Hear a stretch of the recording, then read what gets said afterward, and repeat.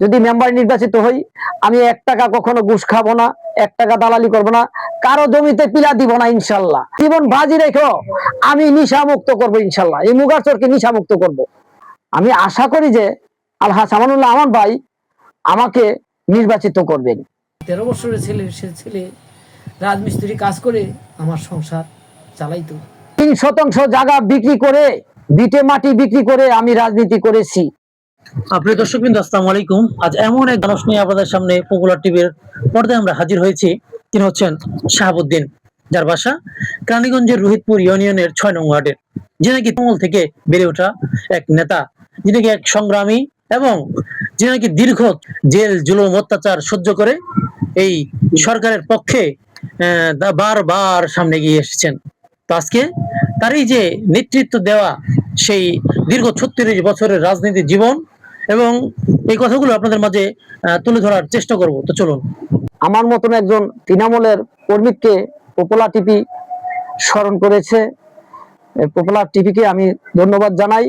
Popular টিভির মাধ্যমে যেন দেশবাসী জানতে পারে আমরা ত্যাগী, নির্যাতিত, নিপীড়িত এই কর্মীগিনী, আর শুধু আমাকে না সবাইকে যেন তুলে ধরে।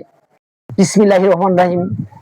প্রিয় ভাই বন্ধুরা, দেশে দেশের বাহিরে ও আমার 6 নং ওয়ার্ডের যুবক ভাইরা, মুরব্বীরা, রোহিতপুর ইউনিয়ন তথা কেরানীগঞ্জ মডেল উপজেলা, সবাইকে সালাম ও শুভেচ্ছা ও অভিনন্দন। ধন্যবাদ সবাইকে।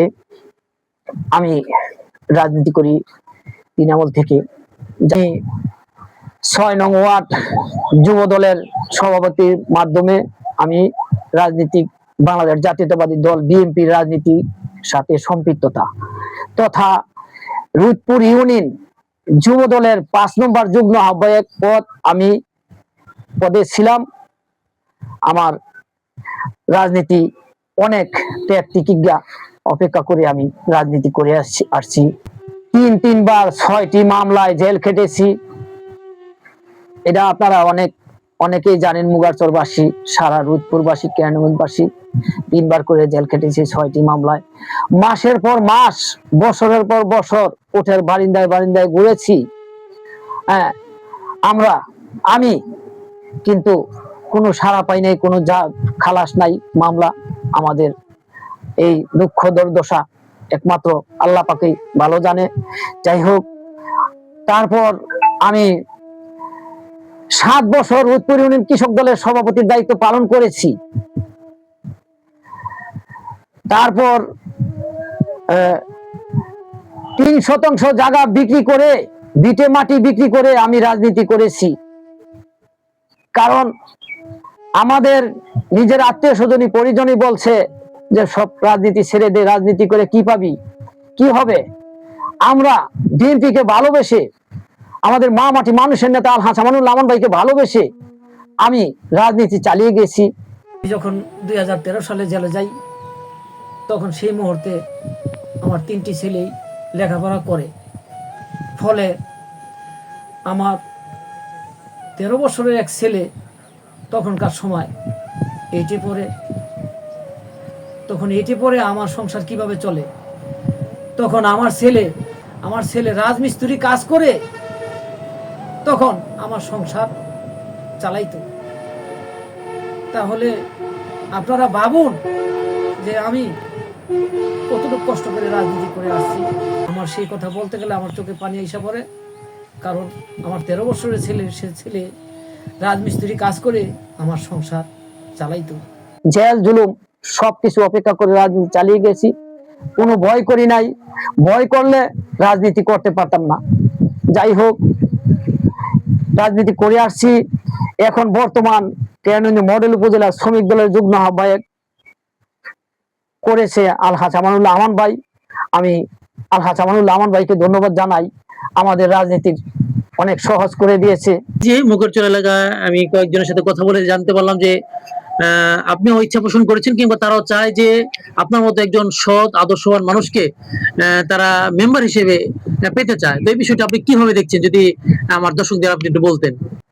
আমি এবার ইনশাল্লাহ মেম্বারি দাঁড়াবো ইনশাল্লাহ। আপনারা সবাই মুগারচরের মানুষ, সবাই দোয়া করবেন আমার জন্য।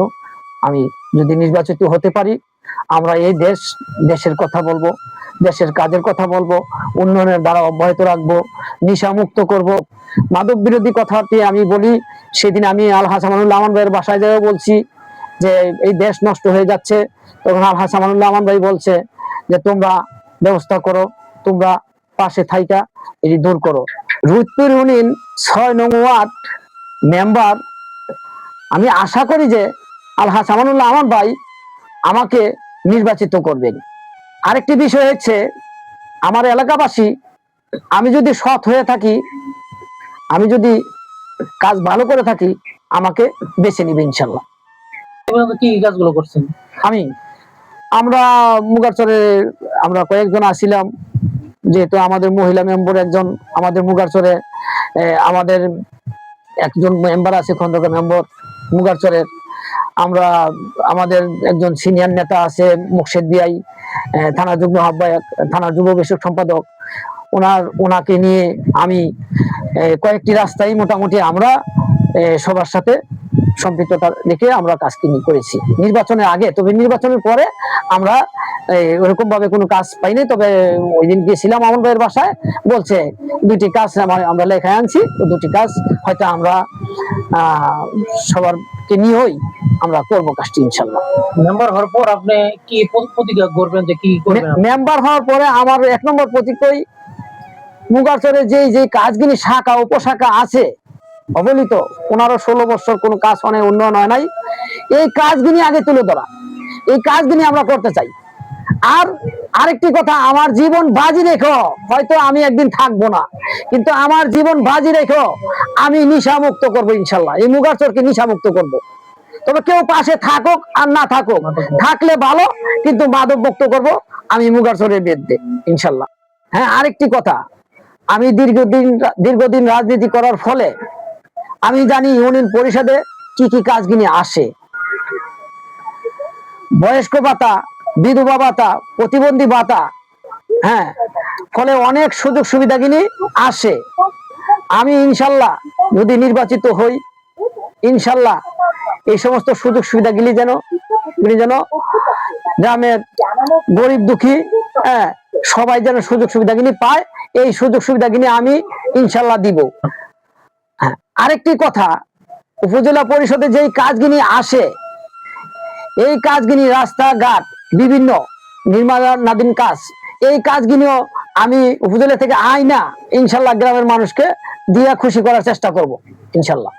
আল্লাহকে সাক্ষী রেখে এই কথাটি বলি, আমি যতদিন বেঁচে থাকি ইনশাল্লাহ, যদি মেম্বার নির্বাচিত হই, আমি 1 টাকা কখনো ঘুষ খাবো না, 1 টাকা দালালি করবো না, কারো জমিতে পিলা দিব না ইনশাল্লাহ। আমার নিজের কর্ম, আমি নিজে কর্ম করে খাবো ইনশাল্লাহ। এই কথাটি আল্লাহকে সাক্ষী রেখে আপনাদেরকে দিয়ে যাচ্ছি। সবাই আমার জন্য দোয়া করবেন, আমার জন্য সেই সাহসটা, সেই শক্তিটা থাকে। আর আমার কোনো লোভ নাই, আমার টাকার জন্য কোনো লোভ নাই, আমার টাকার প্রয়োজন নাই। আমি আল্লাহর রহমতে ভালো আছি, ব্যবসা বাণিজ্য করে ভালো আছি।